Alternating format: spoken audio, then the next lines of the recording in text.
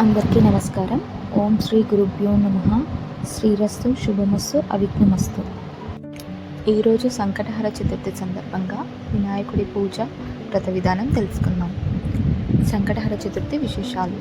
సంకటహర చతుర్థి అనేది ప్రతి నెల పౌర్ణమి తర్వాత వచ్చే కృష్ణపక్ష చవితి రోజున జరుపుకునే పవిత్రమైన వ్రతం.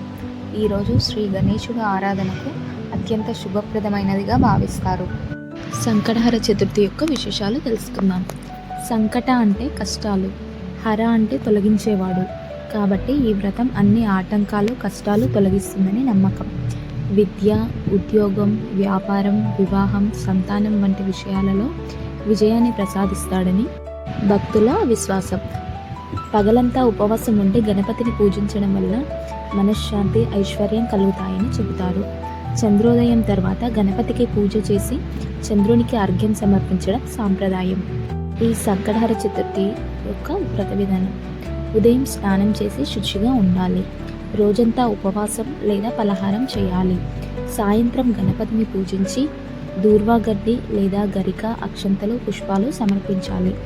గణేష అష్టోత్తరం, గణపతి అష్టోత్తరం, సంకటనాశన గణేష స్తోత్రం, గణపతి అథర్వశీర్షం పారాయణ చేయాలి. చంద్రోదయం తర్వాత నైవేద్యం సమర్పించి ఉపవాస విరమణ చేయాలి. మహాగణపతి యొక్క ప్రసిద్ధ మంత్రమైన ఓం గం గణపతయే నమః అనే ఈ మంత్రాన్ని 108 సార్లు జపించడాన్ని శుభప్రదంగా భావిస్తారు.